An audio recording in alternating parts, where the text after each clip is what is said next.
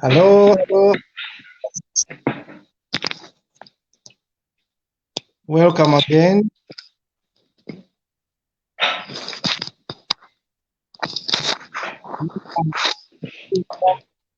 Some sound. Sorry.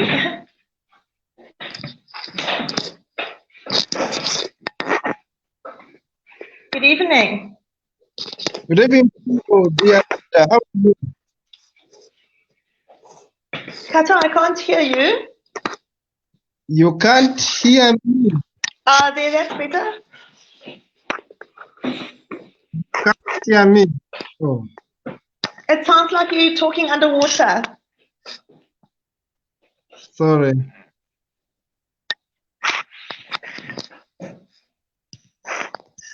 I don't know how your sound is for anyone, for other people. I'm not sure if we're live yet. Yeah, but you can't hear me even now. You can't hear me at all. You. I can, but your sound keeps fading like you're underwater. Oh, sorry. I may have to change this phone. Maybe. I'm just looking to see whether the production team are also experiencing the sound problem. But I know that we have our guest tonight waiting in the studio. Yes, let me know. Let me know if they are hearing the same sound, so I can switch the phone. Your sound is much better now. Your sound is much better now. Much better now? It is, yes. It's clearer. And much clearer, fine. It means I have to push it near me. Okay, okay. I haven't seen you all week, Kato. I've been so busy. I've been off the groups. You feel like a stranger. Oh, Kato's gone off. I don't know if we are live yet. Good evening, Zimbabwe. Good evening. How are you, my sister? I'm fine, my brother. It is so wonderful to be hosting with a fellow Zimbabwean tonight, with my Zimbabwean brother, to be representing Zimbabwe here. Indeed, lovely. Unfortunately, we have a power problem and my source of light is a little bit dim. I hope I'm clear now. Yes, we all have power problems. In fact, we've had 4 hours of no power today, Nigeria and Uganda also. It's all over Africa, unfortunately. We do know that you're also using mobile data, which is costly. So we've suggested that we bring you in early in the show, just in case you do lose reception or your lights go out. Pardon? So, welcome. You're very welcome, yes. Yes, welcome, our brother, our comrade brother. Welcome at Tawia. You are welcome on this show. Thank you very much. You are welcome on the show, and I'm happy to host you together with my co-host Linda Tilly. Tonight, we are going to be discussing a very important topic. Of course, a continuation of what we covered last weekend. My name is Kato Mukasa. Yes. So you are saying I'm the one who is supposed to start saying what I'm supposed to say, or? Yes. After the introductions, we shall give you the platform and you continue right away. Pardon, now it seems you're breaking. I don't know, is it my side or your side? Let me try from my side. Can you hear me? We seem to have lost our sister, is it? No, she's there. We can see you. I can see you, but your picture has frozen. She's there. We can all see. I think. Can you see us now? We are here.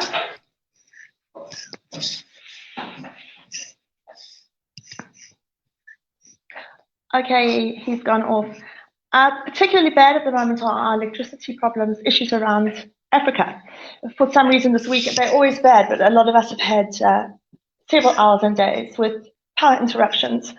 And what we're trying to do is get guests to pre-record themselves and send us the pre-recorded interview that we can play at the beginning of each show, just to help with the issues, especially with people in other countries who have issues at night as well as during the day. We do sometimes hear, not often, or in the early hours of the morning, but it's unfortunate. So when we do have a guest in the studio that is ready and waiting to come to speak with us, we do like to patch them through quite quickly.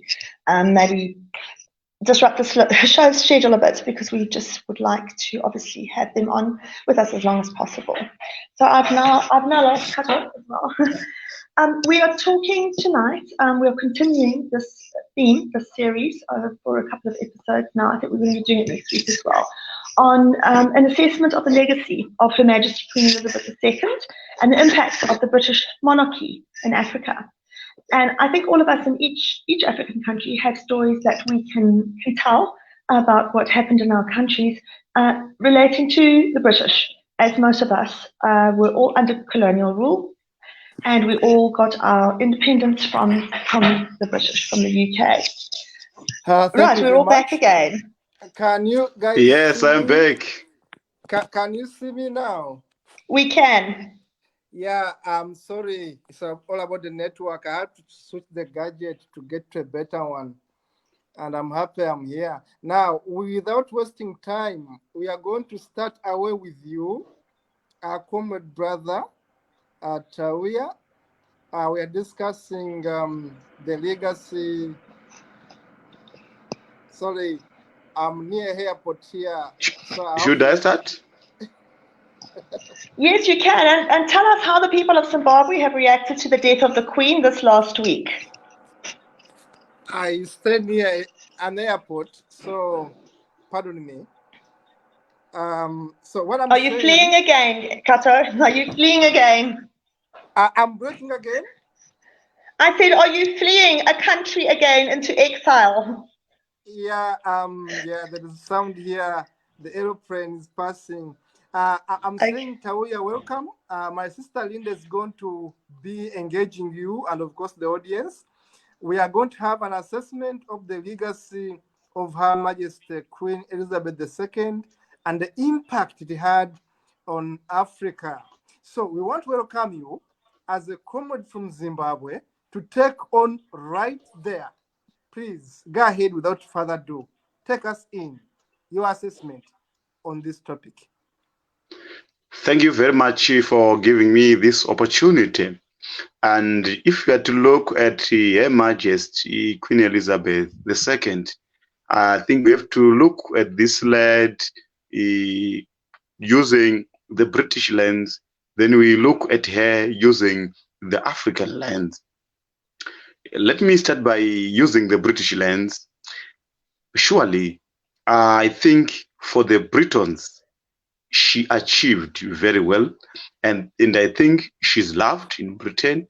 And we've seen how the queue was long just to pay the last respects to the Queen. And I think to the British, the Queen was politically conscious than even some of the prime ministers of Britain. I want to take, for example, she was worried about how to maintain the dominance of the British, how to maintain the dominance of the British people, especially in their empire. She actually managed to realize that they can't keep on dominating other nations through colonization. Then they brought a new form of colonization, that is of forming organizations like Commonwealth. And by forming the Commonwealth, actually even the French, they're losing the grip on Africa. We recently saw Rwanda joining Commonwealth. You know, Rwanda is not is a French is a French, is a former colony of France, but Yes. they decided to join Commonwealth. You see how they're still dominating Africa recently, and we also see Gabon and Togo, they applied to join the Commonwealth. Even our country, Zimbabwe, sometimes why I have problems with our leaders, whether the ruling or the opposite, it's because they compete for attention from the Western world. That's some of the weaknesses. Instead of thinking and looking into ourselves when it comes to solving the problems, we are still looking at them as messiahs, and of which they are not messiahs at all. But that one they'll be doing that for the sake of the British people. I once mentioned about Ghana. The Queen wanted to visit Ghana in 1958. Then she couldn't manage to visit Ghana because she fell pregnant. Then she postponed the visit. Then later on in 1961, she visited Ghana with the mission of trying to convince Kwame Nkrumah not to withdraw from the Commonwealth. And how did she do it? She went and convinced Kwame Nkrumah that we can differ, but we don't have to separate. And why was she going there? Kwame Nkrumah was threatening to pull out of Commonwealth and be on the side of the Soviet Union, the issue of the Cold War. So the Queen had to visit Ghana, not because out of love of Africa, no, but because she wanted to maintain the grip of Commonwealth. And Kwame Nkrumah was so happy to receive the Queen in 1961. And she was convinced that let us differ, but don't pull out. And by that time, Kwame Nkrumah had already started to show the signs of being a dictator by arresting and imprisoning the opposition. And the Britons didn't care. The Queen didn't care that there were some opposition people who were in the prison, because what matters most to her was to preserve the Commonwealth. Macmillan, who was the prime minister by that time, if I'm not mistaken, in UK, was actually at some point against that the Queen should go to Ghana, but probably he was convinced. And upon the return of the Queen from Ghana, Macmillan wrote to John Kennedy, who was the president of America by that time, by saying, you should send money to Ghana because I have risked my Queen. He said, I have risked my Queen by sending him to Ghana. That's why you saw that America financed the Voltadem in Ghana. It wasn't just a free gift. It was a planned thing.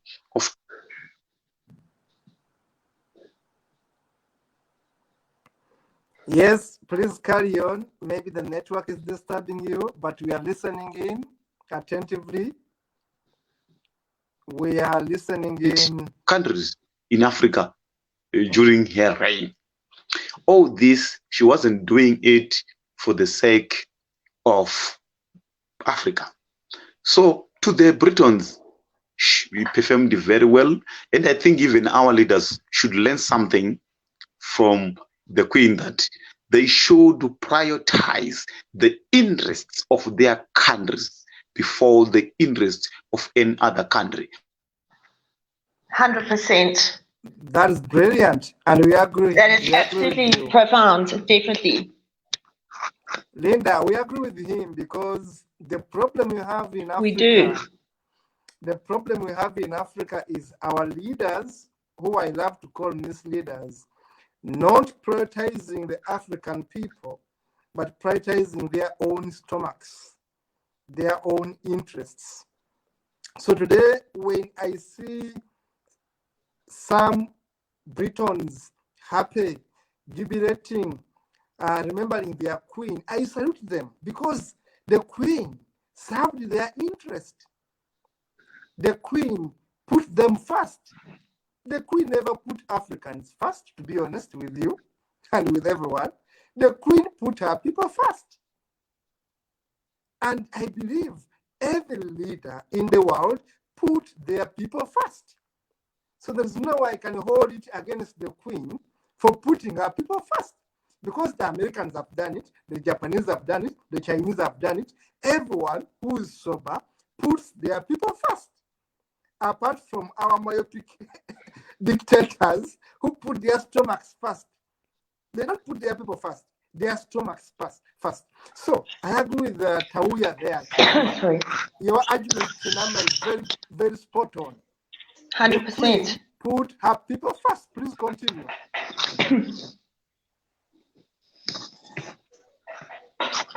Chinama, continue.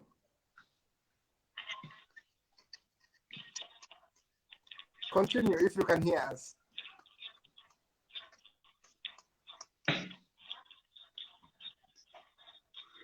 Kato, yes, it's a very valid point. It really is. And like you say, that she put her people first, which is what any good leader should do. But when you put your people first I'm in such a long... I'm still in the backstage. Great. Okay, super. We can hear you now. You're live again. It seems I'm still... Yeah. You're with us? Linda, continue Sorry. with the analysis. Linda, continue with the analysis. I'll just continue until he comes back on.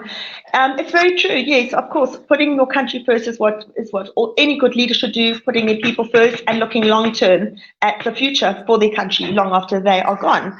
But the issue that I have with the Queen is that she continued to do this right up until today. Times have changed. Leadership has changed. The whole world has changed. And I know that there is a very strong British allegiance to the Crown and the Queen and the serving her country. She took it literally. Sometimes good leaders know when to adjust the goalposts and adjust the rules and what they swore to do when they came into leadership positions, because things change. That is where my issue comes in, because she had plenty of time to make amends over the years. If anything, a small gesture, which for us would have been huge, in the returning of all our artifacts, for example, collectively for Africa. There was not a single thing done for apologies that had happened here, or any kind of return of stolen items or land or anything. That is where I have issues, especially when someone's been in power for, 70 years? You do have time to change, especially if you so-called proclaim and live under the guise of Christianity, which the Christian Bible preaches the very opposite of what the Queen had done. And the thing is, we as Africans are not vindictive people. I don't see us ever turning enemy and attacking the UK, which we could easily do because UK is tiny. I mean, UK is the size of Uganda. We could easily do it, but we're not. Despite what's been done to us, we are still not the kind of people that want revenge. Despite the fact that so much of England's wealth comes from our continent, and we just want everything of ours back, and we want our truths to be known. And apologies for what's been done to our people, just the respects of that. And I do agree, it's, with all the things that have been said here tonight, and it is very interesting. We are not talking about all the good things or things she achieved in her lifetime. I'm speaking specifically about Africa. And the thing is, Kato, is that it's something I've come to learn over the time as well. We can't be completely anti the UK and all the people in the UK and America, because there are lots of good humanist people like you and I out there who also disagree very much with what's happened with the government and everything. They also have issues with their own governments and leaders. But I just feel that as so much time has gone by, more could have been done. The stiff upper lip and keeping silence about everything. We are talking about a massive and ongoing genocide of our continent that has continued to this day. Yes, we do know that our own leaders are to blame for lots of that. But I 100% endorse what I said there, and I've said it, me, to anyone who'll listen. As African people, we've got to stop seeing the West as some kind of a god, some kind of a feel honored that the West is in our presence. We are just as good, better people. We are just as capable, just as intelligent, just as brave, even more so because we are Africans. And we need to stop seeing ourselves as the underdogs of the world, and we need to stand up, stand tall as African people and take back our rightful place as global leaders, which we were before colonization on our continent. And our African people have to start believing that. But that also ties into our correct history being taught and an overhaul of our entire education system. I'll check you there because Tauya Chinama is here. Let us give him the platform to continue. Welcome back. Certainly. Welcome back. Or am I audible? Yes, you are. We can hear you perfectly. All right. When I left, I was talking about how the Queen managed to fool Kwame Nkrumah. And Kwame Nkrumah thought that the Queen was for the interests of Ghana. And the Queen went on to a stage where she actually went to the stage to dance with Kwame Nkrumah. And Kwame Nkrumah was so delighted. And he forgot that he wanted to pull... You forgot that you wanted to pull out from Commonwealth. Then you see how craft was the Queen. And she was doing all this for the sake of the British interests. If you go to any African country today, I assure you, you'll find either a road, a school, a building, or any other important infrastructure with the name Queen Elizabeth II. And when we got independence, if Queen Elizabeth was the person who would probably love Africans, the first thing she was supposed to do was to talk of compensation. Because during colonial era, the African continent has lost a lot. And they lost even human life. You know, there are skulls of Africans who are in British museums. She never bothered to bring back such remains of Africans. For example, from Zimbabwe, there is the issue of, they say the Neander's head, the famous Mbuya Neander. They say he's in some of the museums in the United Kingdom. And there's no anyone who wishes to bring back those remains for a proper burial back home. Coming back closer home to Zimbabwe, even the former president of Zimbabwe was actually fooled by the Queen. He was knighted, and he accepted the offer, and he smiled. You know, the British are very clever. When they see that you can defend their interests, they do as if they love you.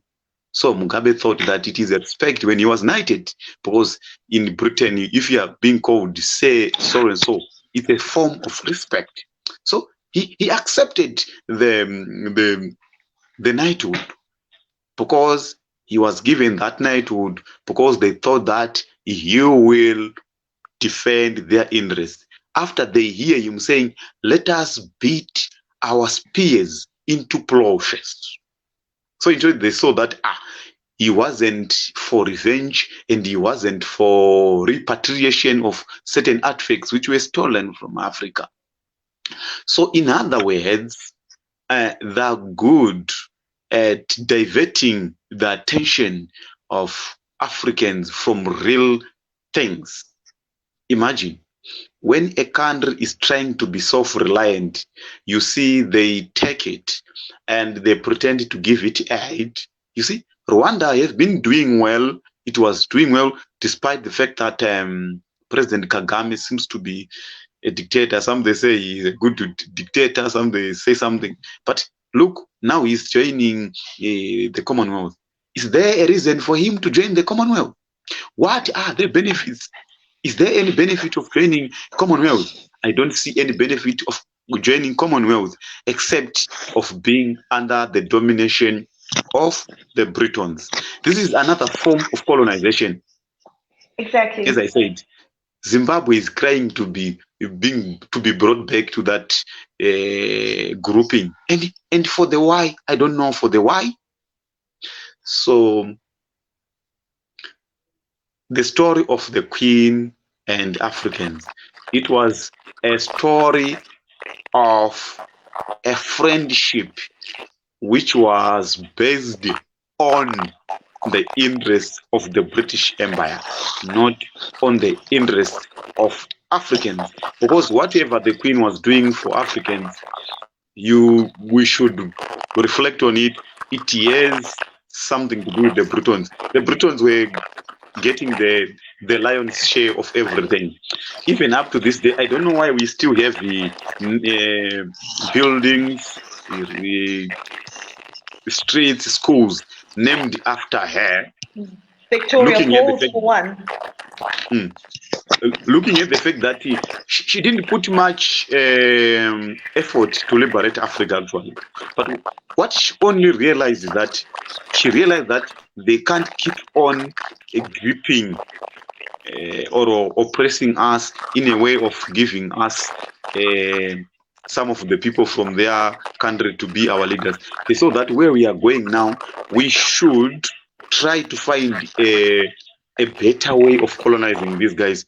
And I think they won't be unshort of how to oppress us. And we know very well that Queen Elizabeth, she never went to a public school. She was privately tutored at home.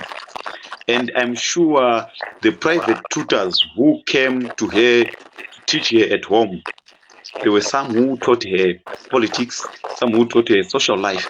Because what they did, these guys, before even they colonized us, they sent some people to come to Africa, the likes of the anthropologists, sociologists, to come and study us so that they can understand how we live and how we relate, so that they can know how to destroy. You know, for those who studied culture, they know that if you're talking of a culture, there is a core of a culture and there is a periphery. When you want to destroy the culture, you just go to the core and change the core values of certain culture. Africans are very good they have a good sense of hospitality, and that hospitality was abused. They were accepted and they brought a lot of things, and the Africans are victims of their hospitality, you know. And too kind and trusting. You see, so they came to learn us. After those sociologists and anthropologists, after they learned about Africa, they went back, then they drafted curriculums, then they brought the curriculums to teach us now. And they'll be teaching us in a way where we'll be looking at our culture as backward.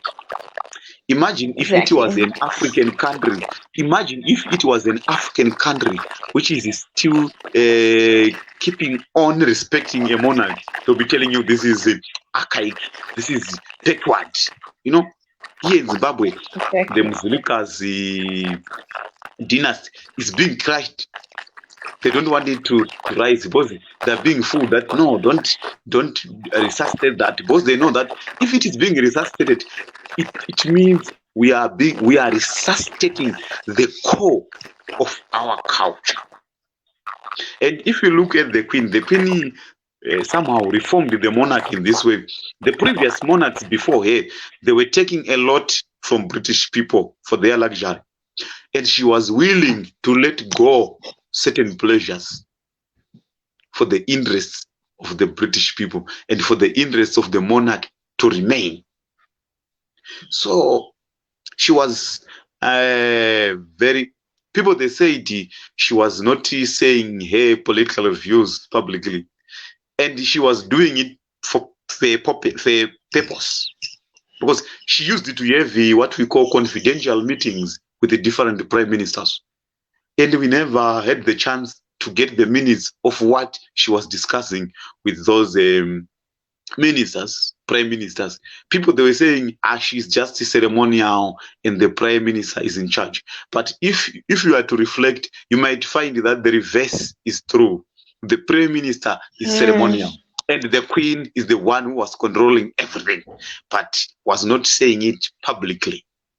Sure. And remember, she was the head of the Church of England. And even how Church of England is, I don't know in other countries, but here in Zimbabwe, our current parliament building, not meaning this one which was built by the Chinese, is an Anglican, is the Church of England cathedral property. probably didn't know. Interesting. And during colonial era, the members of parliament, when they were going into parliament, they would go through the church, through the cathedral, and then go to the parliament. Where the Zimbabwean parliament are sitting today, they're renting a Church of England property. So it is a system which probably takes time to unpack, and not many people never look into this. That's why they made it for us to think that the Queen is just a ceremonial leader of the United Kingdom. She's not the ceremonial leader. But unfortunately, what I'm going to say is that the monarchy's relationship with Africa probably is going to be a bit bitter, because the King Charles III, who is going to succeed already, the one who succeeded here already, I don't think she'll be able to be so prudent like what Elizabeth was. Elizabeth, she was so honest to the interest of the British. She actually was the incarnation of the British interests. And she never loved any other country other than Britain. But she was willing to do anything for the interests of Britain, and doing anything.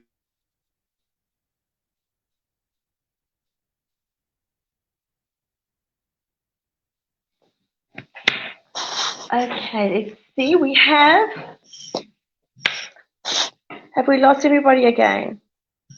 I'm here, Linda. You're there, Kata. I'm here live and kicking, and I want to thank so much Comrade Tauya, for such a beautiful analysis. We are still interested in your analysis. We are still listening in.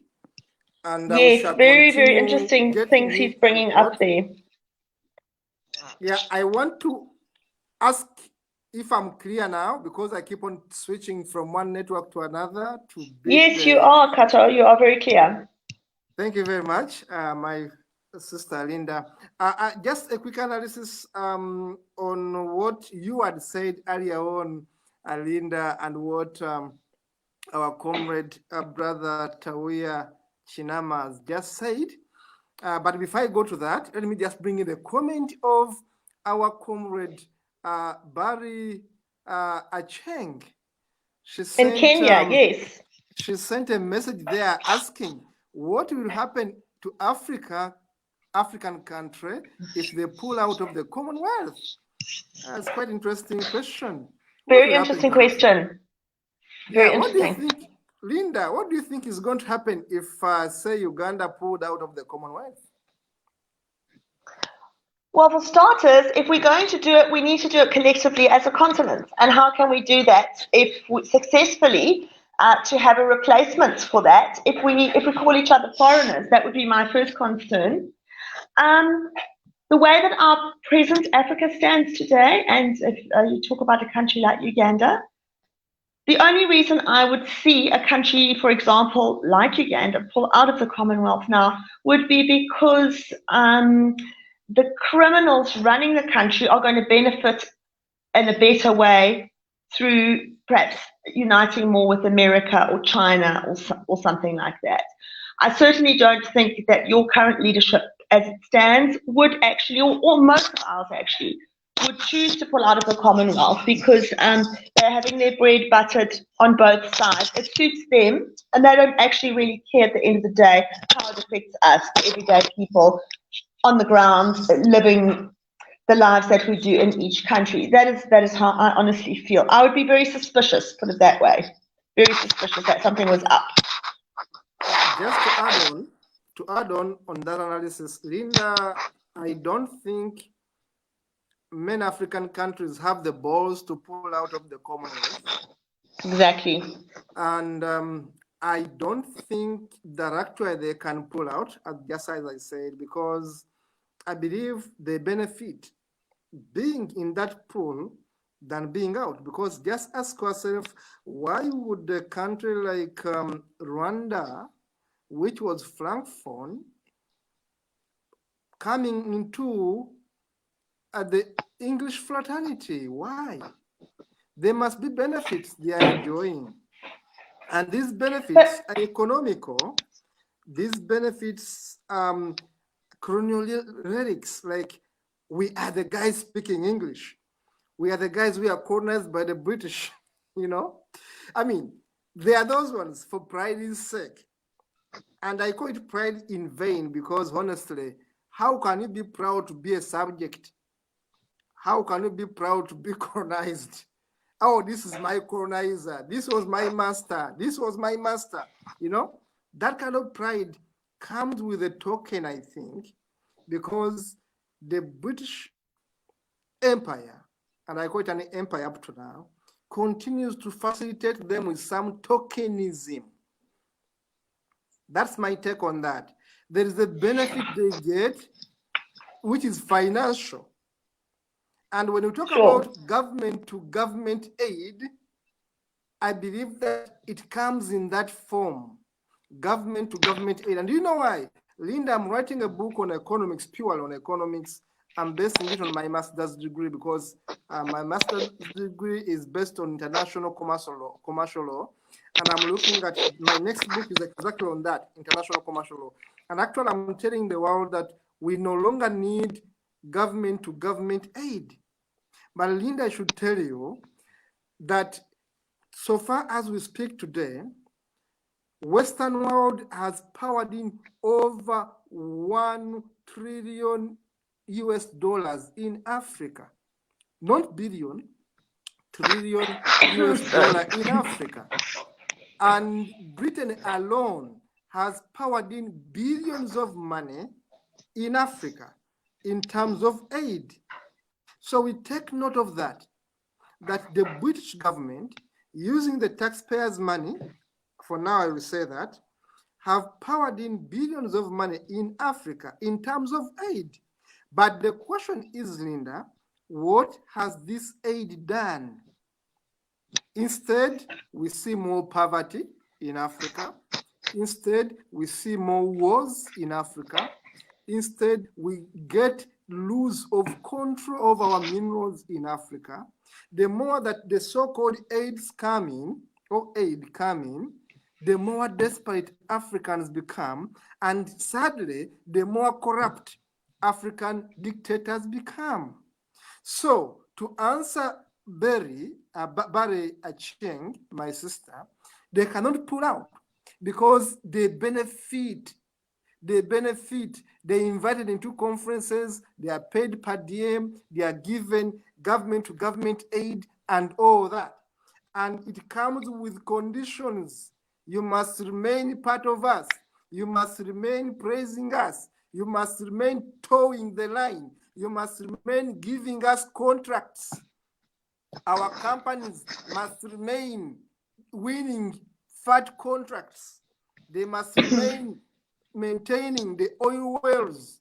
They must remain in control of the diamond mines. They must remain in control of construction of roads.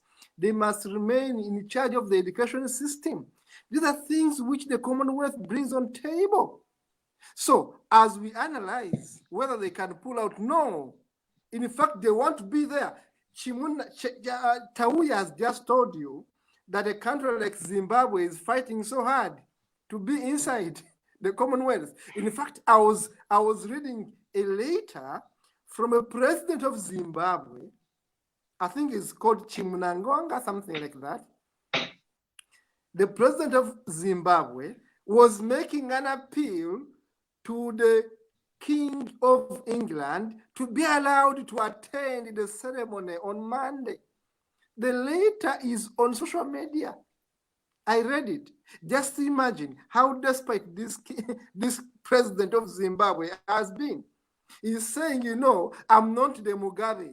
I want to be allowed back in the Commonwealth. I want to be allowed to attend. And I was happy, Linda, I was happy with the response which the King of England gave.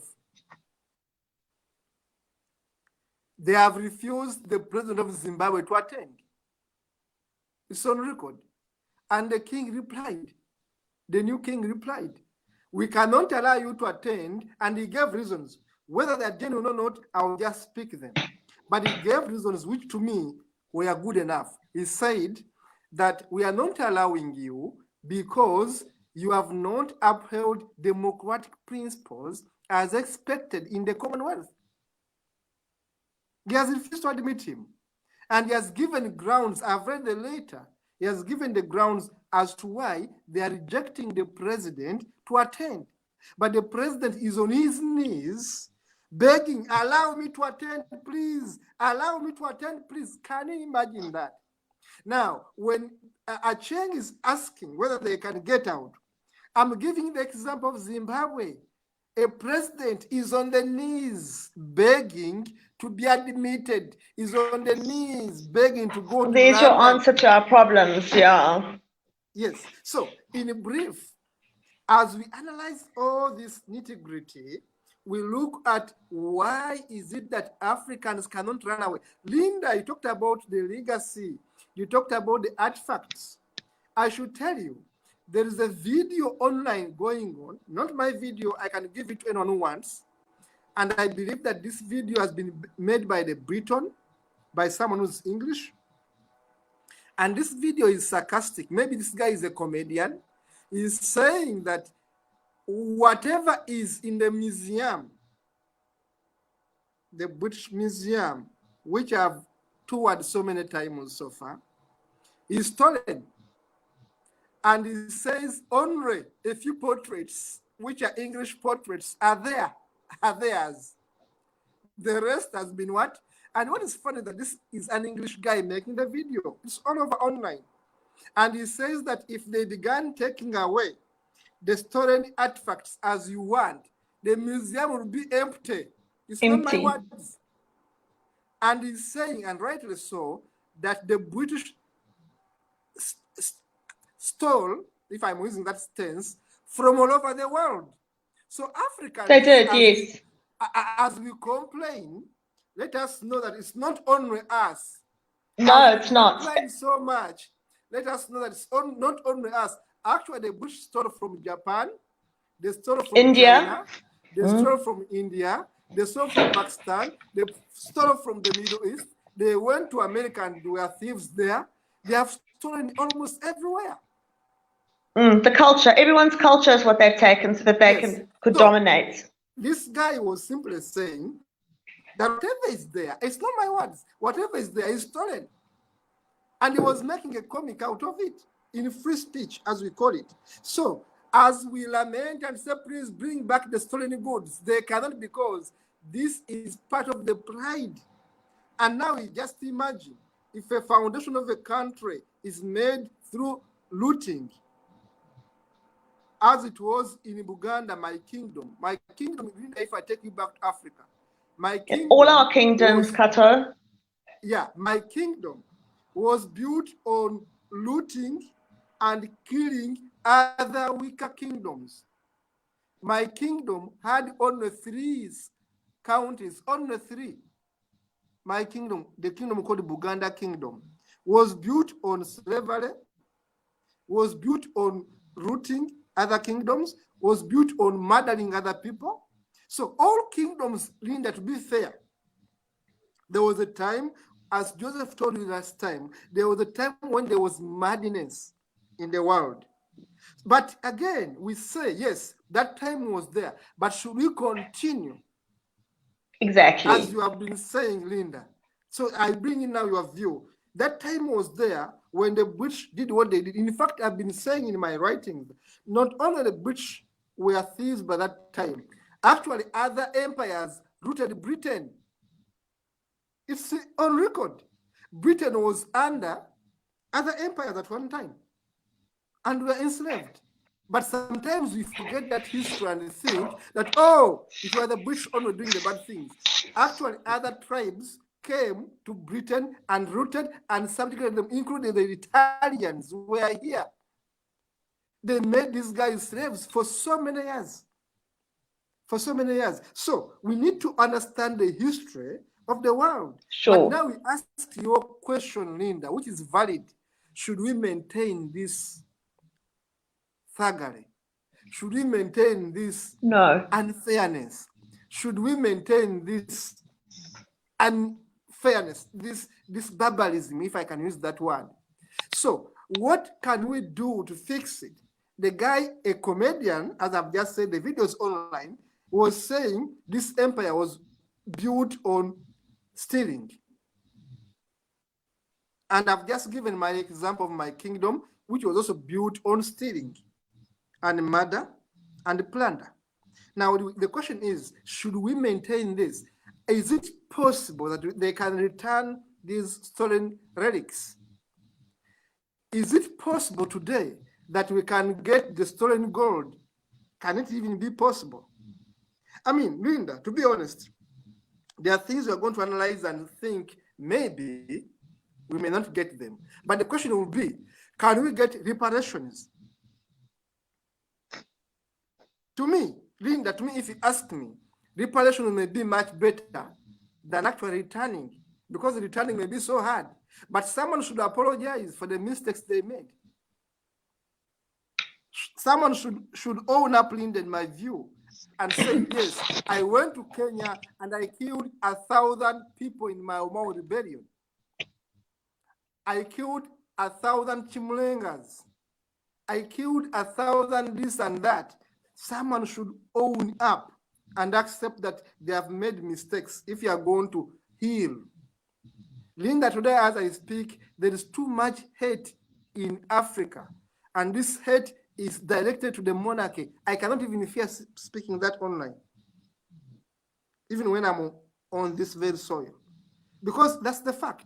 Many people have those anti-colonial sentiments. Why?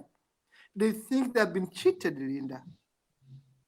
They think they need, they think, and they're right, they think there's a need for reparations. For example, I'll give you this one example as I wind up and I take on Linda.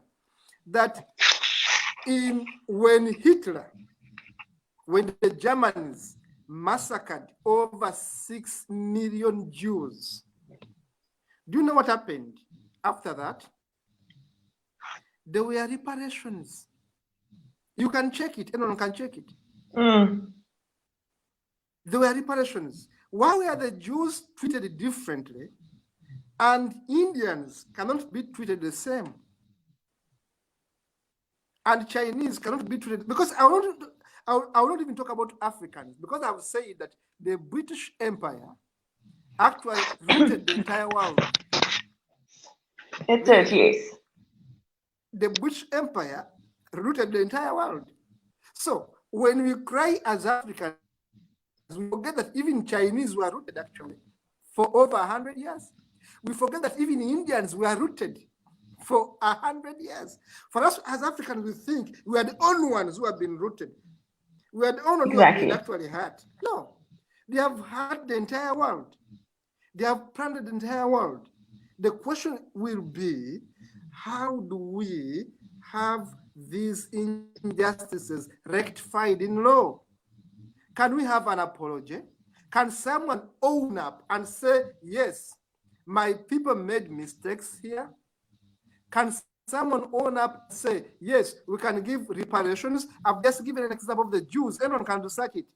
Why were they being taken care of and others are not being taken care of? Linda, over to you. Over to you, Linda. Yes, I was just reading an interesting comment that's just coming. You see, my whole attitude is that we cannot do any of this, Kato, as a divided, broken continent. We can only do it as a united Africa, because we all have these issues, and one or two countries asking for this themselves. Do we honestly think that it's going to be granted in a few countries? Then everybody else is going to come on board and they're going to have to do it for everybody. We have to stand together. And like I said, there's no vindictiveness or nastiness there. You're just going back to some things you said about first of all, I'll start with you with the Commonwealth, with the countries that want to get back into the Commonwealth. First of all, I think it's very un-African to beg of the Europeans It goes against our honor and pride as African people. I think it's actually disgraceful myself to beg. I, as a white person, will never beg from another white person. Why do that? It's so symbolic of slavery and of the old colonial regime where the white people were the ones that the black people had to beg and ask things from. I just don't agree with it at all. So that, to me, for a leader of a country as well, it's actually very sad that the mental... there's so much there that is still ingrained into black African people and will be for a long time. That's why we have to get our education and things right in Africa so that people can start learning the truth about what has happened to us.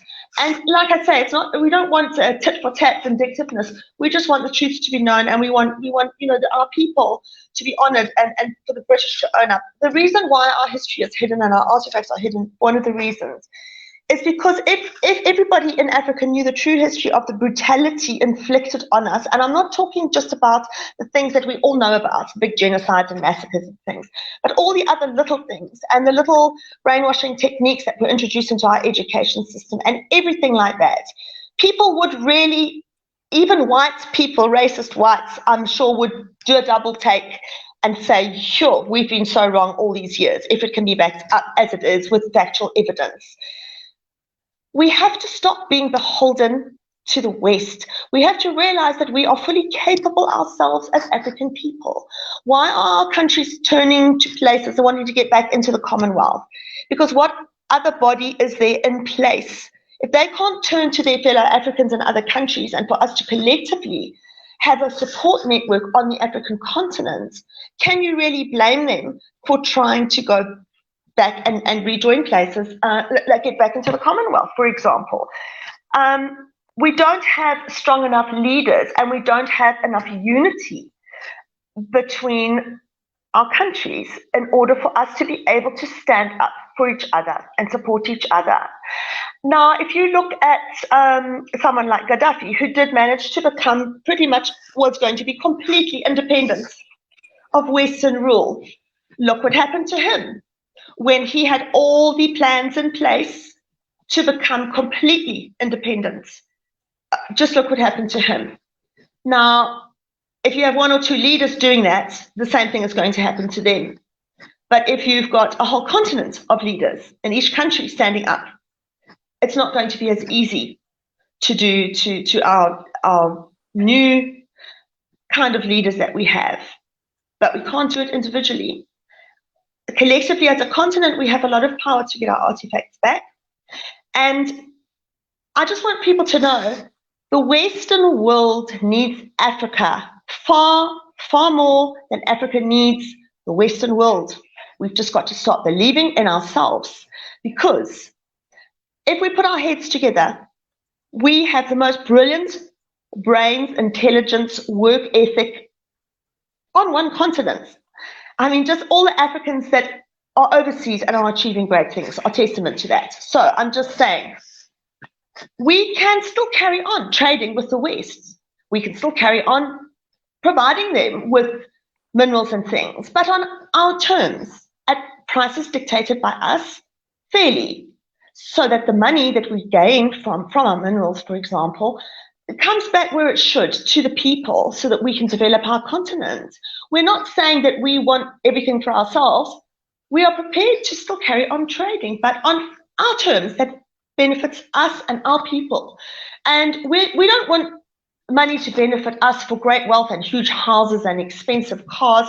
We want our health systems up and running on a first level standards, our infrastructure, our roads, our security.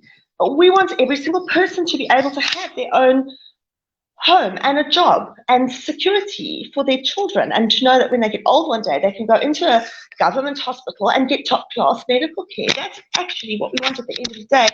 And above all that, we just want peace. I think keeping our artifacts from us as well is, you see, you can't actually expect your average European person to understand the cultural significance of those artifacts.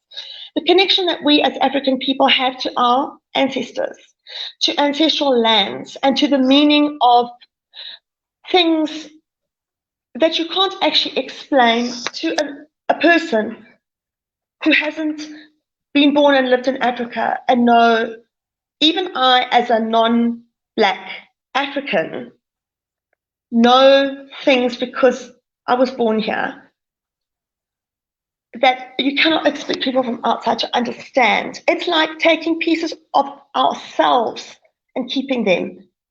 I mean, speaking of that, even like was mentioned with the skulls and the actual physical remains of some of our great people that to them were marked off as being barbaric, whatever, but they are actually very important to our people and our culture. And I have a theory that there will never be peace in Africa until all our artifacts are returned here where they're meant to be and our people have found true peace.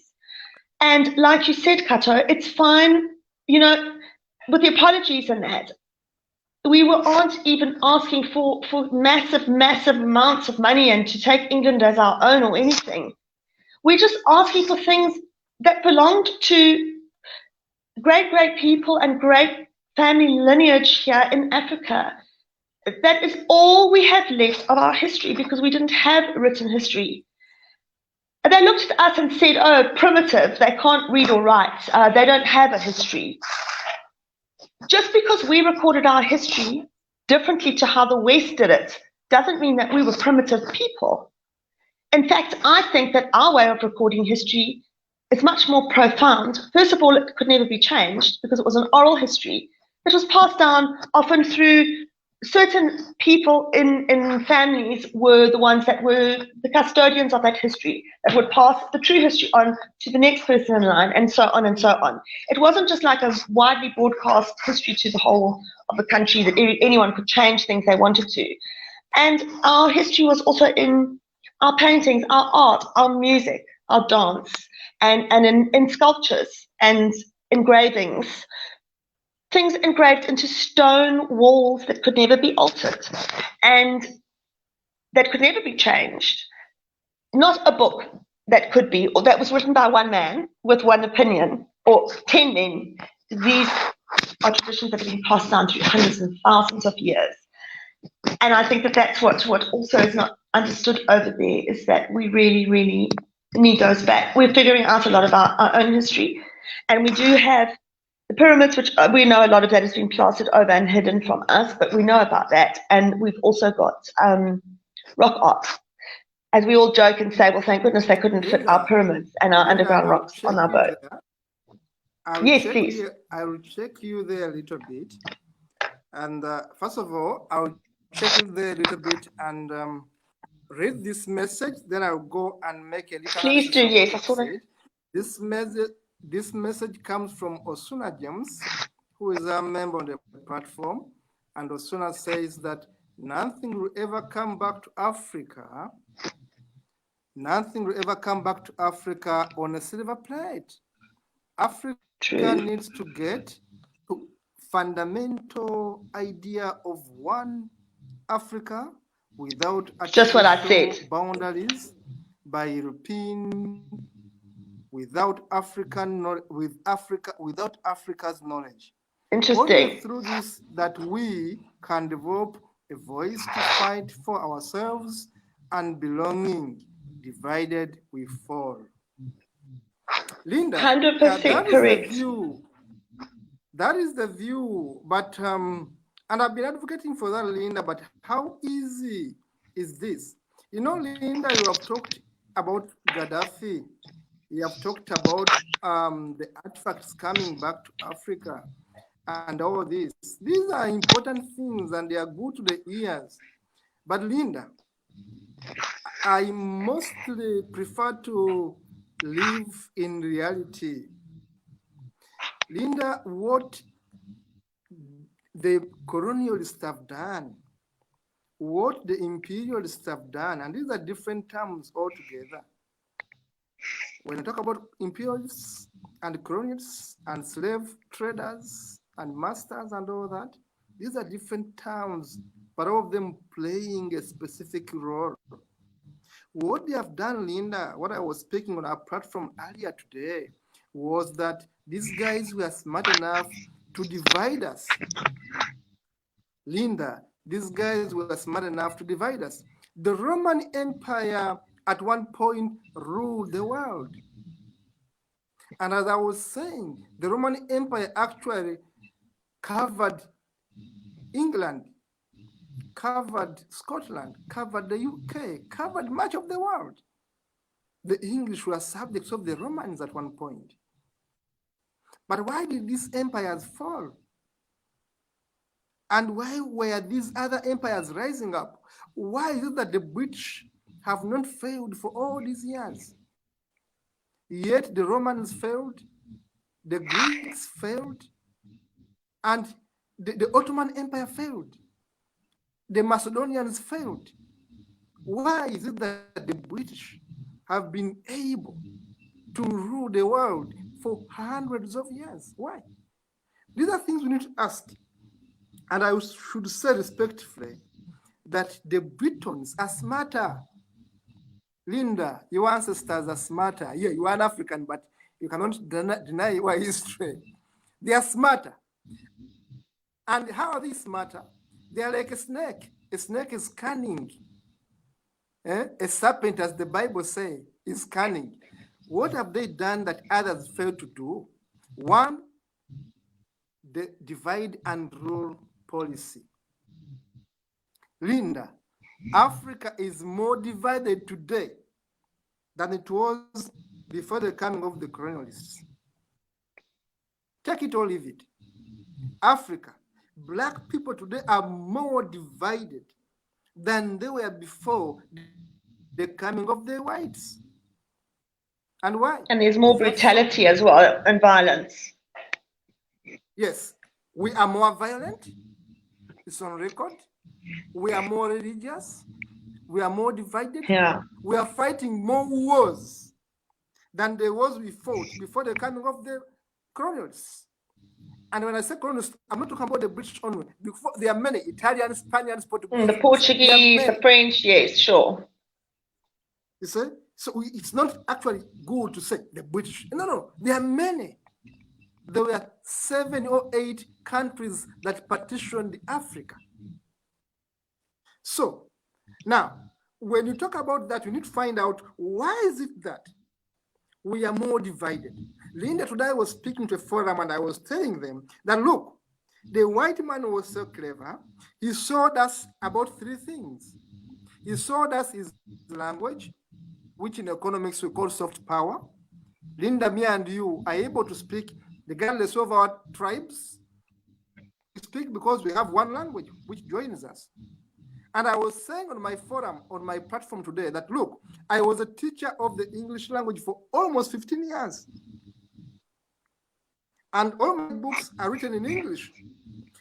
Linda, ashamedly, I'm ashamed to say, I can't write my vernacular properly. It's shaming, and I'm saying it here openly. Why? Because my education system didn't give me a chance to learn more about my language. They taught me about the English language, and they made me love it, and they made me teach it. My father taught me English and literature and philosophy when I was 8 years. By the time I was 12 years, I was a writer of poems. I can't blame my father. He wanted a better future for me. But look, I lost my culture, I lost my language, and I took on the English language, which I literally worshipped. And I taught to many others, hundreds of others. Now you can see the trouble with Africans. That now we are divided and we worship everything foreign and we trash our own. Now, who do you blame for that? You blame everyone. You blame your father. You blame your school system. We are victims, yes, but also stupidly victims. Because we thought ours was not good enough, Linda. So that's why I said that the white man was clever like a serpent, cunning. He sells you his language and tells you your language is fake. Basically, when you learn our language, it will be better. Already is compromising your psyche. He tells you your culture is wrong. Our culture is the best. In fact, your culture is backward and retrogressive. Your culture is backward. You are living in the dark age. See, modernity, you must wear like this.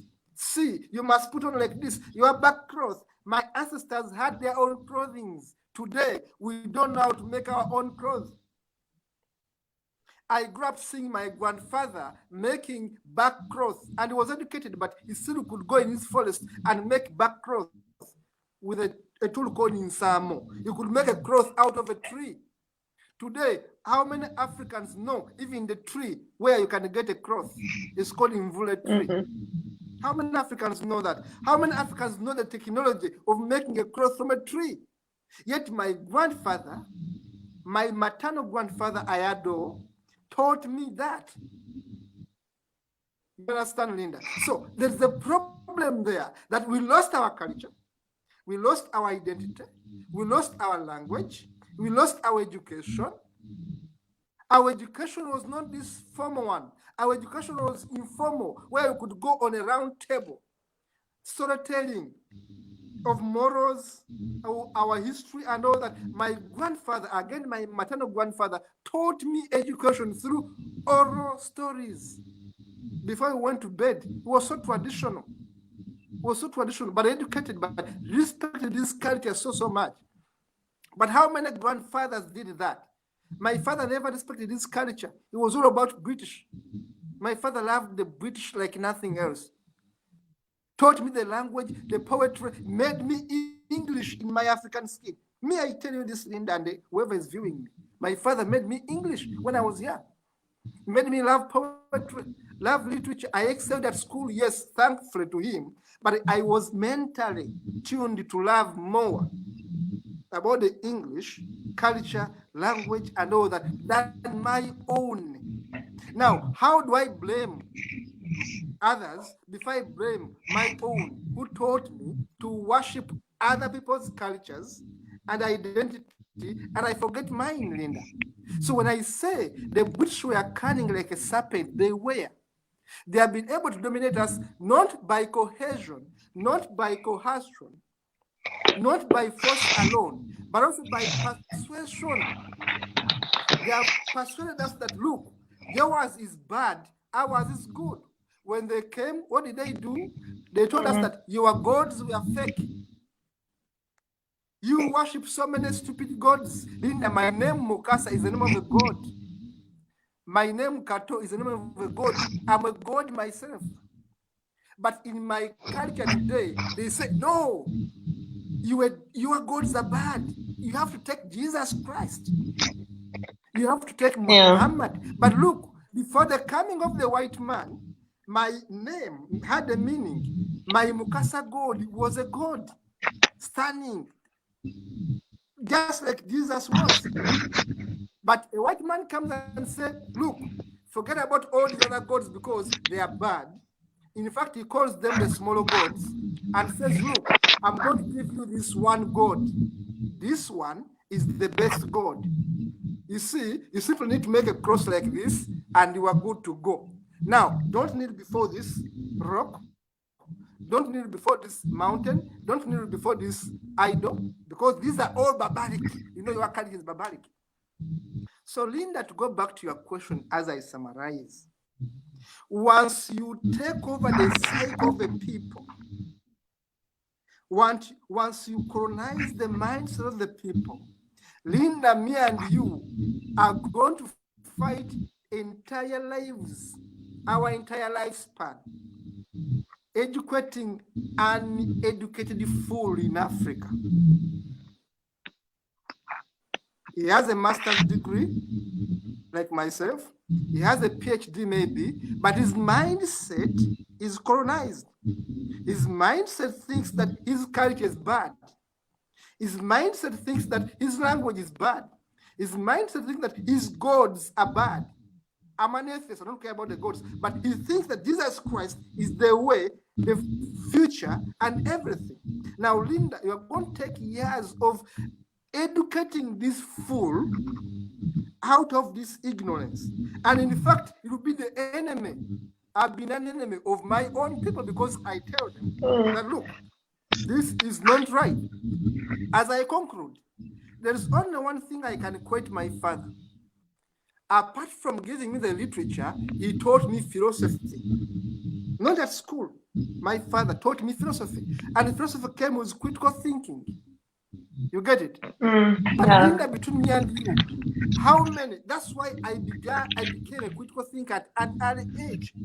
My father helped me to look at Plato, look at Socrates, look at all these Russian writers, all these English writers. And I made a comparison. I looked at African writers, Achebe, Wolosoyinka, Alech Amadi, when I was young. So whereas I blame my father for brainwashing me to think that everything European is good, but also he helped me to think through philosophy. But Linda, how many students in Africa, how many children in Africa are lucky like I was? How Not many at all. Are lucky to have educated parents. My mother's educated, my father's educated. How many were lucky? My grandparents were educated. All of them were educated. They could speak English, they could write English. Now, how many can be lucky like me? That's why I would have a PhD holder in Africa who is a fool. Yesterday, I was telling a journalist, a British journalist, that having a PhD does not mean that you're intelligent. You can be an educated fool. And we have seen so many in Africa. So, Linda, unless we decolonize our mindset, unless we help our people to think, we are going to have presidents like that of Zimbabwe who are fighting to go back to the Commonwealth. When for exactly. You people should be free, for them they think, no, we must go back and worship our colonizer. Linda, over to you. Yes. You know, it's like, it's the brain control. I mentioned about the subliminal messaging and about brainwashing techniques that were introduced into the African education system by the British. It's the most damaging of all, I feel.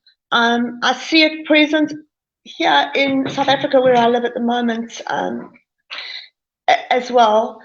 How things evolve. It's not so much the physical anymore that you can see, but it's the stuff you can't see that's still going on behind the scenes. It's the mental control, and it's the brain is a very powerful thing, and the damage done to it is very long lasting. I mean, I feel the same way as you do, in that we have some brilliant, amazing, intelligent people who have got such interesting things that we can learn from them. And then, you know, you turn around and hear them talking about the Christian God, and it doesn't balance at all. And we are still so ingrained in that. I mean, my religion is such a huge issue here. I can't understand why people can't see it. I do believe that once people start to see religion for what it is, they will start to realize a lot more that they don't want to see. But you see the problem, like you say, with how we're becoming a lot more brutal. And I see religion as becoming far more extreme now than it was previously when the colonialists were here enforcing it on us. It's just been given to us and left, and it's just grown into a life of its own. You know, we see in Christianity now, we see the rise of all these Pentecostal type churches with the witchcraft allegations, and you've got your rituals, and there's a lot of borderline churches in some of our countries which are going onto this kind of, well, you bring your people to the church and they'll be exorcised of demons and things. And it's just, we are just taking it to the extremes, and we are killing people in the name of religion and everything now, which never happened in the previous days of colonization on the continent. So yes, we are taking everything to the extreme, and it is the brain control. I think physical, even emotional abuse and control is easier to fix than the long-term damage of brain control. It's like I say with all our issues, the only way we can do it is through education, is through raising a generation of children who raise the next, who raise the next, who raise the next, and eventually we get rid of it all, which is what this is why I believe that the humanist schools that we do have in Africa are the single most important thing we can be doing for Africa's future. I absolutely do. People don't realize it. And any organization that's not backing schools like that claims to be, for the good of people, I do have questions surrounding that, because we absolutely, it's only through education, Katwa, that we can do it. And like you say, it's an evolution, it's a long process. It's not going to happen in my lifetime, my children's lifetime, my grandchildren's lifetime, but we have a responsibility to raise this generation. So many more people are aware now and are waking up, but there's still not enough of us. So those like you and I will raise our children in the way of being open-minded and critical thinking. Your father was far more educated than my father. I never learned any of those things, although my father did read a lot, but he finished school when he was about 16. And I do come from a family of illiterate people, so who never actually learned how to read and write. My father's generation was probably the first that actually could read and write fully, and I was the second. So the thing is with that is that I was taught also critical thinking, but not from a educational angle like you were. And it's pretty much the same at the end of the day. And it's all about filtering out what you're told, not taking everything that people say to you as fact, but thinking for yourself and looking at one thing in different ways. And you talk about the frustration that you have with people. You see what I've learned to do now is that there aren't enough of us, and there isn't enough time really in our lifetimes. I can't spend ages trying to speak to religious people and thrash it out with them, people who don't want to listen or discuss things. Then I just leave them. My own mother was like that, and I loved her dearly, and she loved me. I realized I could never change her. Some people, maybe it's to do with our evolution, it's to do with how we are genetically made up. Some people have the capacity to understand, and some people, they just don't. It's like me, I'll never be a good runner. I'm hopeless at running. But I'm a good writer. But give me maths, and it's complete Greek to me. I can't, it's all dependent on, if you're trying to teach me maths and I'm not interested and I don't have the capacity to grasp the whole concept, why waste your time with me, That's how I'm seeing it now with people. That's why we are gravitating together, those of us who do have a wider outlook. And we have to talk about how we can uncover, expose these issues and work on them collectively. Because it's so interesting to find out, even with just this recent thing with the Queen's death, you think in one country, why did this happen to Zimbabwe? Why were the Zimbabwean people so hated? I'm thinking like when I was a child. What have we done so wrong? What have our people done so wrong that this has had to happen to us? Then as you grow up, you realize every country has the same story. It wasn't just us, the Zimbabwean people, it was everyone. I think it's how the awakening is starting, not just with that. I'm using that as an extreme example. We're realizing, gosh, you've also got a problem in your country with this witchcraft thing that's getting out of control, ritual killings. And then somebody else, oh, did you guys also have artifacts taken? Wow. We are starting to realize that, gee, we have got a lot more in common that we can work together on for the good. Like the recent show we did on the migrants' labor issues. Then I've had people from Liberia that contact me and say, can we talk too? We want to talk about what's going on here. We've all got similar issues. The thing is bringing us together and starting to talk, because none of us have got the answers to this problem. We need to put all our heads together and say, how is it going to work, where we can start working together? And like you said, we can't achieve that in our lifetime. So we've got to look at what can we achieve? What difference can we make now in our generation? Even if it's just a tiny difference that is going to help to lay one stone in the paving of the foundations for a future free, open, intelligent Africa that really sees things for what they are. I think that's the question. I don't have the answer to that. But we need to know how we can be the most effective in what we do. I don't think that going around trying to convert people out of religion and all that, it's just a waste of time. We have to make a difference. I think For me, it's human rights. It's educating people that they do have rights, what their rights are, and how to use them. And it's putting pressure on our governments and on international bodies to enforce those rights and to stand up against the brutality that's happening on our continent, which is happening everywhere with all of us. But aside from that, I don't have an answer. I do know that one day Africa will be free, but it's going to be maybe hundreds of years' time. I'm sad that I won't be around to see the day when we are one day truly a united continent. But I'm also privileged that I'm a small part of that now. If I'd been born 100 years ago, I wouldn't have been. So that to me is, but we need to everybody with all the different experiences from around Africa to come together. And this is what the platform is about. And that's what I think is so great about this, is that we can all learn from each other. And we have a platform where we can reach people and we can speak to people.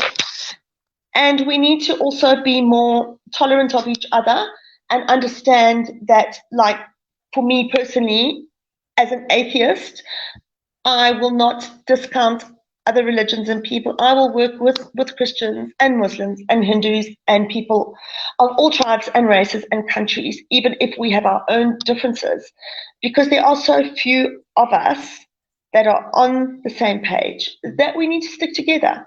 I can't isolate you because you are a Muslim or you worship a God and I don't, or, you know, it's the same way like how we started the series off with people discriminating against homosexuals.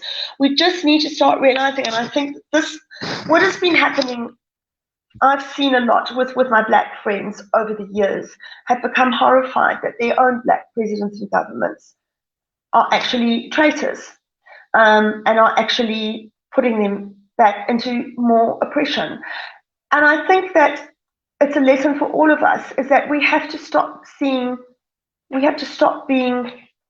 tied to somebody because of tribal affiliations, religious affiliations, racial affiliations. If I am godless and there's a fantastic Muslim candidate running for presidency, even though I want a secular Africa, my vote should be with him, not with perhaps the guy next door who's atheist but doesn't actually stand for the same things that I believe that I stand for. And this is the whole thing as well, is that we have to start looking beyond the fact that you can't expect, because people are just like you, or they look just like you, or act just like you, or have been raised just like you, doesn't mean that they're like you. We need to start looking beyond that. There's good and bad people in every religion, in every culture, in every race, in every country. And we need to start just banding together the good people against the evil people and overcoming that and standing up for what we believe in. But that is the million-dollar question, is how do we actually do it? I think we need to start going back to as much our traditional roots and cultures as we can. I see today, you talked earlier about how we took on so much of the European culture and saw our own as being backward.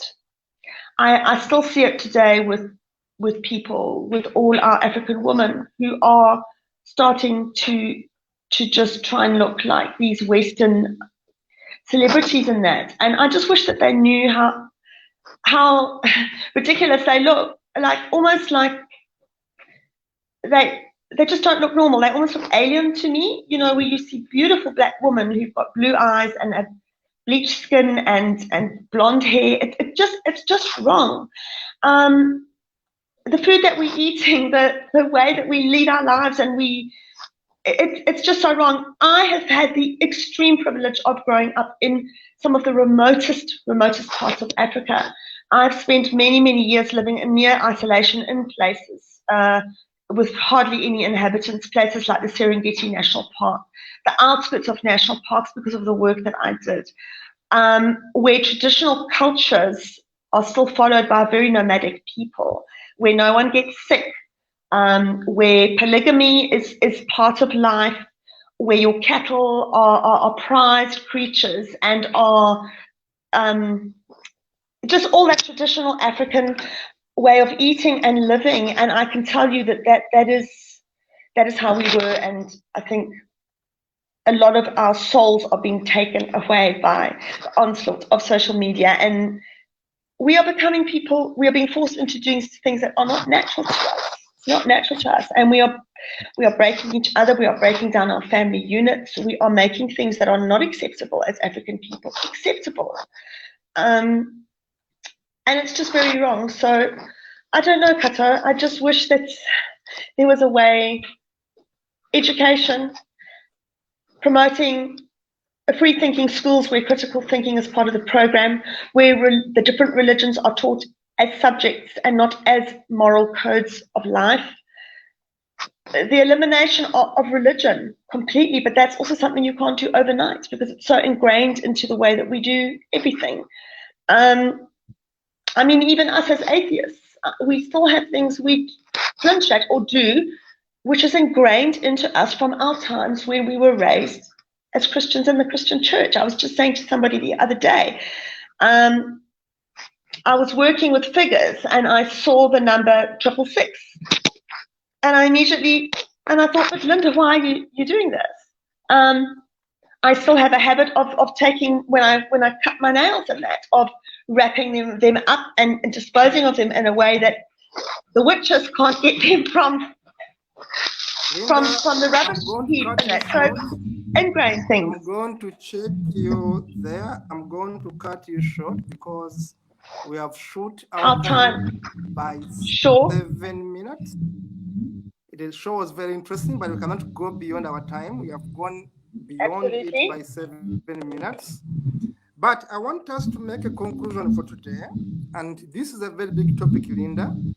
Today, just to remind everyone and ourselves, we've been looking at making an assessment of the legacy of Her Majesty Queen Elizabeth II and the impact of British monarchy on Africa.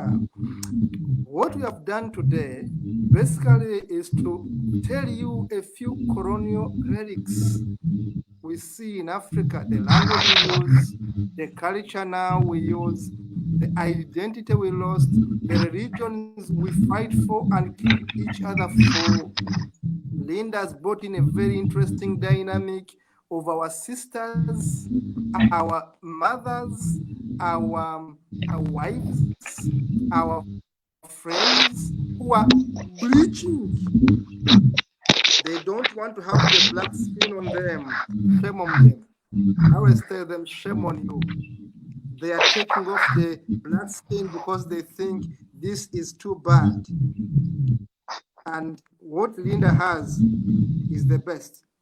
And the reason why I love Linda, and I should speak it here honestly, because Linda has been the most honest African white person I know. Because Linda tells you that, look, this is nonsense. Think. Whereas others will take pride in your stupidity, Linda wants to help you to think that actually you are good as you are. So when you talk about the impact, much of this impact, I talk about it in my book, The God Business. I talk about the impact of colonialism in my book, The God Business. And I know it. Maybe you have a copy, I think. In that book, I talk about the socio-economic impact of colonialism. Now, when we talk about religion, socio-economic impact, we talk about identity, language, culture, even self-identity. Someone who hates her being black. Linda, I should tell you, there are men who are bleaching because they think that being black, my color is the worst. Now, Linda, how do you help such a fool? And I call them fools, openly so. How do you help a person who hates himself? A person who wants to become a person is not. Linda, the day I want to become white is the day you must call me stupid. I will do. I will tell you. Yeah, you tell me. Because I must be contented in my being African. The day I want to behave like a white person in everything, culture, whatever they do, I want to Linda call me out, say, Kato, you are becoming stupid. Be the African you must be, because there must be a line between what my ancestors told me and what another person's ancestor told them. There's no I can take over everything from colonialists as if it's the gospel truth. Linda, to take over a religion, every person, a religion which was created somewhere by the Romans somewhere, and I begin hating another because of it, is becoming is a justification to be called a stupid person. Why should we be killing each other in Africa, Linda, when slave traders who were Arabs gave us Islam? When the imperialists from West gave us Christianity? Why should we be killing each other in this 21st century, Linda? It means we don't think. It means we have left things which are important for us and we are following the bandwagon. And as I was saying on the platform today, this is where exactly the imperialists want us to be. Linda, there are many people who don't want it when they see me with you speaking this language. I should tell you this. They see you speaking this language, they will hate you. Why? They think you are betraying them. But you are an African. You have been born in Africa. You have been raised in Africa. You are an African. If a child is born and raised in Europe, he's European. He's going to take over the culture of that society. He's going to know more about the society than his skin color or skin color dictates. So you are African. You know what the struggles of a black person and a white person in Africa go through. And this is why I want to conclude on this one. When I see stupid people, black people attacking Linda, I get offended. Because for them, they think being white is a passport for being everything they think is Western. Yet actually, this is just a color. This is just a skin color. I've known blacks who are worse, who actually are willing to do worse than the white folks. So when we look at ourselves as how can a white woman be African? We are stupid. We are missing the point. Because there are blacks who are whites. As history could tell, they are therefore whites who are blacks. So it depends on your perception. So until Africans wake up and we major in what must be majored in, and we leave the minors as our skin color, as our religion, as our sexuality, you hate me because I love differently, as long as we remain in that box, the colonizer, the imperialist, the slave trader is going to be jubilating over our stupidity. That's my conclusion. We must wake up. We must re-educate ourselves, and we must be willing to unlearn and learn new things, and be patient and open-minded about all the mistakes we have done. Even us black people have made million mistakes. We must acknowledge our weaknesses and move forward, Linda. Thank you, Linda, and that's it for me. Thanks, Kata. It has been very interesting show. And I'd love to have other people. We've come on the platform, anyone who's watching tonight that's interested in coming in and joining in this discussion next week as well from other countries. Yes, I also think we need to identify, maybe make a new identity for ourselves. So much has been changed over the years that we cannot turn back the hands of time. So we have to deal with what we have now and create our own identity and strength as a new kind of African people going forward. And I do agree with you as well that we need to look past the superficial and all work together, not have stigmatized ideas about different countries and that because of what we've heard, and just work together in unity as we can. Everybody has their story, their own pains, their own history. their own issues that they're dealing with. But at the end of the day, we are all part of the same species. We are all part of the human species. And it is a species that is going to one day go extinct if we don't look after each other and our planet collectively, let alone Africa. We should all be working together on global issues that affect our whole planet.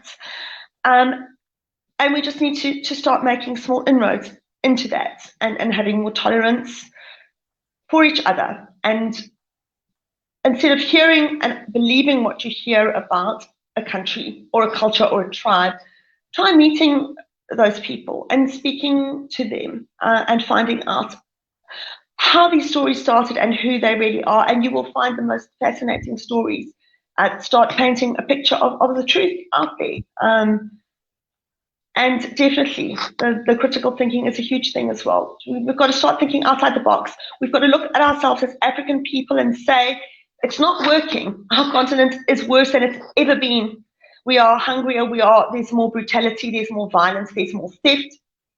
As our mineral wealth increases and our continent gets wealthier from what it's producing, we are becoming hungrier and worse off. Something's wrong. If we've always done what we've always been doing and it's not working, we've got to change the way that we're doing it. And that's what I think we need to come up with new solutions for reoccurring problems that are getting worse and worse as time goes by. It's not working the way it's working now, guys. We've got to change it. And those of us who are prepared to look at ways of changing it need to stick together and talk openly with each other and find solutions. So on that note, Kata, I'll end off. Thanks everybody, and thank you for all the feedback we get after the shows from all of you around Africa.